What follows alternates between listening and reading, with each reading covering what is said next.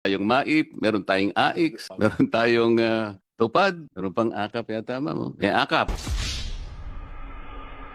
Pagka po sinuma natin itong 5 ayuda na binibigay sa ating mga kababayang nasa panig ng Maralita, Secretary, correct me if I'm wrong kung nagkamali ako ng pag-compute, pero parang 194 billion pesos lahat eh. Tama po yan. Karamihan yan sa DSWD. Naisip ko, Mr. Secretary, na imbes na ayuda na lang ibigay natin, na wala namang datos kung na ito'y naibibigay sa about 25 to 27 million Filipinos, hindi ba maganda ka kung sabihin ko na lahat ng kumukonsumo ng elektrisidad, let's say 200 to 234 kilowatt hours, ilibre na po natin yun. Kasi po, pag kinuwenta ninyo yun, that will only be 120 billion pesos. Makakatipid pa po tayo ng about 74 billion.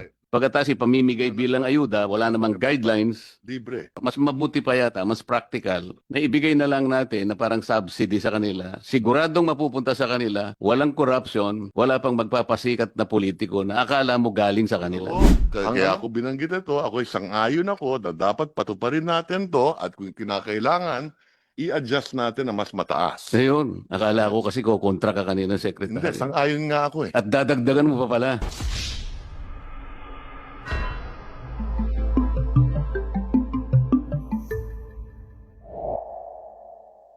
Secretary, Boss, Recto, magkano yung budget natin for 2026? Roughly 6.7 trillion. Ano po yung projected revenue po natin? Roughly 5 trillion.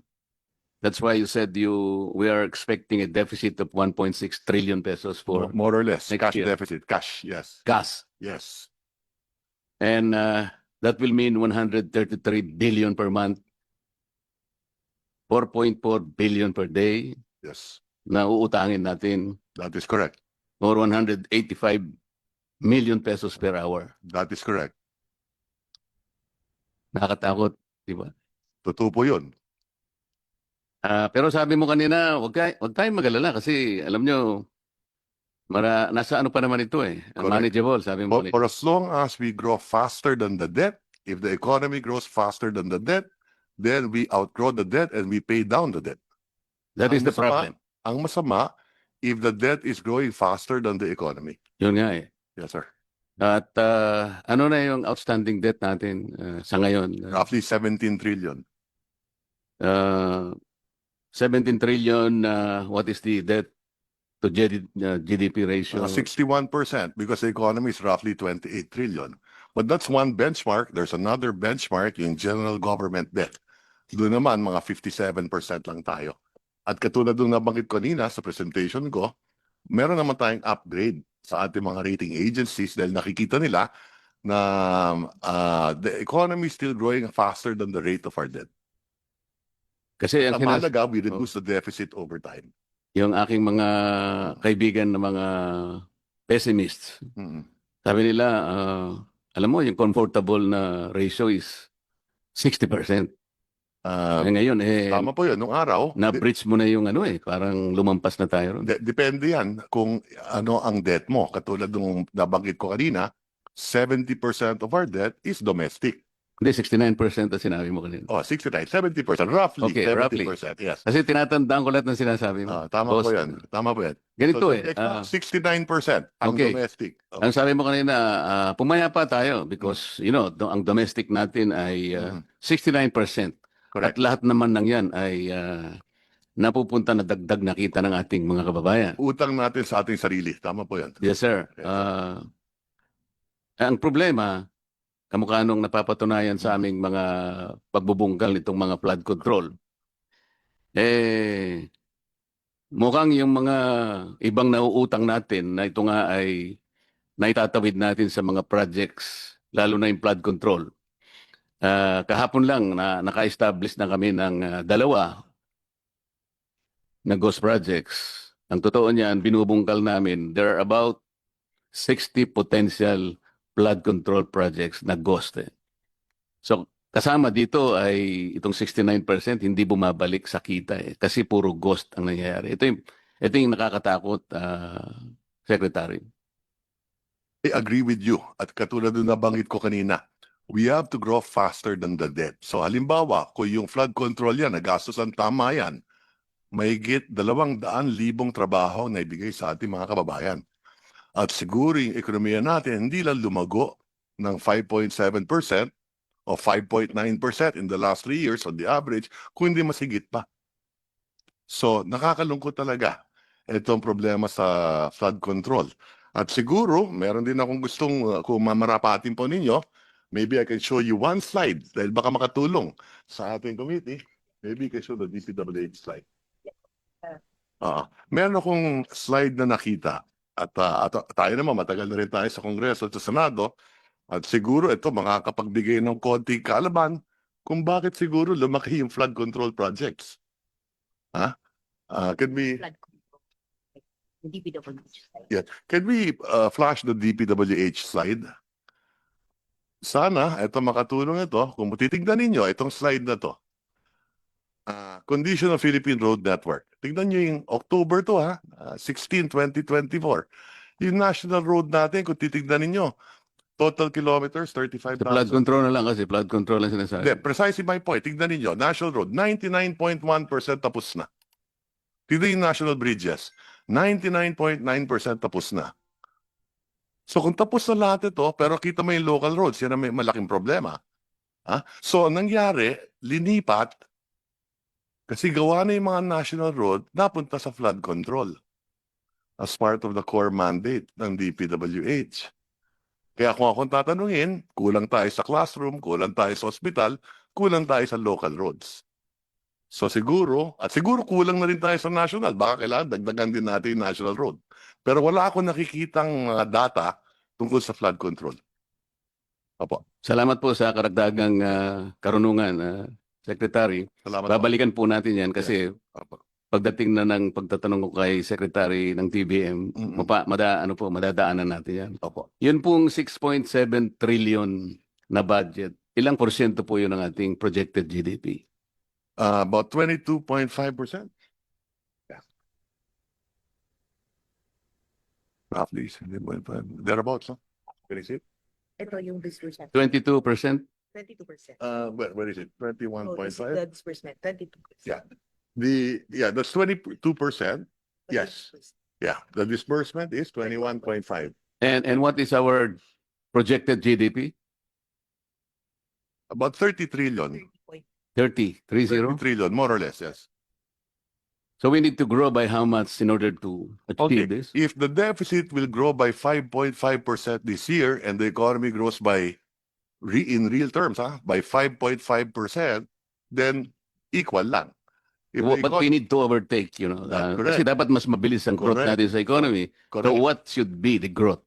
So, Ideally. halimbawa, correct. So today, we expect the economy nominally to grow roughly about 7.5% to 8%, nominally including inflation, and the debt will increase by about 5.5%. Another way of looking at it, halimbawa, if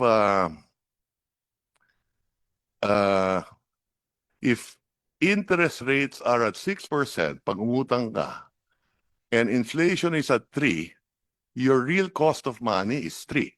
Yes. If the economy grows by 6%, panalo ka ng 3%. Kaya nga, yung 7.3 must be achieved na growth natin sa economy. Anything higher than the rate of debt, At the very least, 7.5. anything higher than the rate of debt, the increase in the rate of debt is positive. But ideally, we need to grow at 7.5 para lang. Ideally, if we could grow faster than that, even better. No, kasama ng nominal yun, Oo, nominal yun. Aba. Yung collection effort natin sa tax secretary, Yes. Apo. comparable ba yun dun sa collection effort ng mga Asian countries? A very good Kasi question. baka That's correct. yun ang dapat nating tingnan. That's correct. Very Diba? good question. Yes, we do have a slide on that. The average revenue to GDP ratio in ASEAN is 16.5%. So tayo, nandun tayo sa 16.5%. So Okay, lahat tayo. yung benchmark namin sa DOF. Tinitignan natin yung mga international best practices at dito sa ASEAN, yung benchmark dyan, yung revenue to GDP, roughly 16.5, nandun tayo. Ang ASEAN average is 16.4. So tayo last year 16.5, so 0.1 mas maganda yung atin. Kasi Secretary, Mr. Chair, nung binabalikan ko yung ating nakaraang kasaysayan, 1965 for example, Mm. ah, 1 year old pa lang ako noon. wala ka pa siguro noon. 1 year old, 1 year old. Si Chairman wala pa eh. Uh, Ah, per capita GDP, we're number 2 in Asia. that's correct. Pagkatapos tinitingnan ko Sunod yung... sa Japan. Ha? Sunod sa Japan. Sunod tayo sa Japan. Tama. Pagkatapos talagang may iyak ka, malulungkot ka, bakit paunti-unti tayong bumababa? Hanggang sa ma-overtake na tayo ng Brunei, na-overtake na tayo ng Singapore. Dahan-dahan, ngunit consistently na-overtake tayo per capita GDP. Mm. Nakakaiyak talaga, na-overtake na tayo ng Malaysia, na-overtake tayo ng Thailand, and then Indonesia. Tama po yun. Nakakalungkot talaga. And officially, last month, we were overtaken by Vietnam. Tama po? Size of the economy, I think mas malaki pa rin ang Pilipinas ng konti. Yes, but But trajectorily, I am it's talking not- about per capita GDP. Yeah, that's possibly. Yeah, Officially, that's correct. Yes. na-overtake na po tayo. Huwag na po sana tayong papayag na ma-overtake pa tayo ng Myanmar, Opo. Cambodia, o kaya Timor-Leste. Ah. Baka maiyak na po tayong lahat, Secretary. And that's why we gotta get our act together, both the executive and Congress. Yun nga po eh. Yes. Secretary, magsasegue ako ng konti. Opo. Meron po kasi akong panukalang batas. Dahil nire-review ko po yung mga ayudang nangyari sa panahon natin ngayon. Meron po tayong 5 klaseng ayuda eh. Yung isa po, conditional, ito po yung 4Ps. Yung iba po, walang guidelines, walang condition. Meron tayong MAIP, meron tayong AIX, meron tayong tupad, meron pang AKAP yata, ma'am. AKAP. Pagka po sinuma natin itong 5 ayuda na binibigay sa ating mga kababayang nasa panig ng Maralita, Secretary, correct me if I'm wrong kung nagkamali ako ng pag-compute, pero parang 194 billion pesos lahat eh. Tama po yan. Karamihan yan sa DSWD. Yes, sir. Pag sinama Ngayon mo po, pa yung MAIP, tupad, yung MAIP sa health yan, yung tupad, DOLE, Yes. yung AIX, DSWD, and so on and so forth. Correct. 194 billion pesos. Ngunit wala pong record kung ilan po yung nabibigyan. Kasi naghanap po ako, nagtatanong-tanong, talagang hindi ko po ma-ascertain. Kung talagang yung 5 ayuda na yon ay napunta dun sa talagang dapat kapuntahan. Yeah. Ang iniisip ko po kasi, yung pinakamahirap nating segment sa population, numbering about 5.5 million households, or about 25 million to 27 million poor Filipinos. Sa estimate ko po, itong 5 na ito, na kung ito'y naibigay talaga sa talagang targeted na sector, baka naging maligaya naman siguro. Pero dahil nga walang datos, kung talagang naibigay o hindi, nagpasya po ako na gumawa ng isang medyo may pagka-radical pero baka practical, baka sumang-ayon naman po kayo. Ang akin pong naisip, nakita ko po kasi yung napakataas po na presyo ng kuryente sa ating bansa. Naisip ko, Mr. Secretary, na imbes na ayuda na lang ibigay natin, na wala namang datos kung na ito'y naibibigay sa about 25 to 27 million Filipinos, hindi ba maganda ka kung sa bill ko na lahat ng kumukonsumo ng elektrisidad, let's say 200 to 234 kilowatt hours, ilibre na po natin yun. Kasi po, pag kinuwenta ninyo yun, that will only be 120 billion pesos. Makakatipid pa po tayo ng about 74 billion.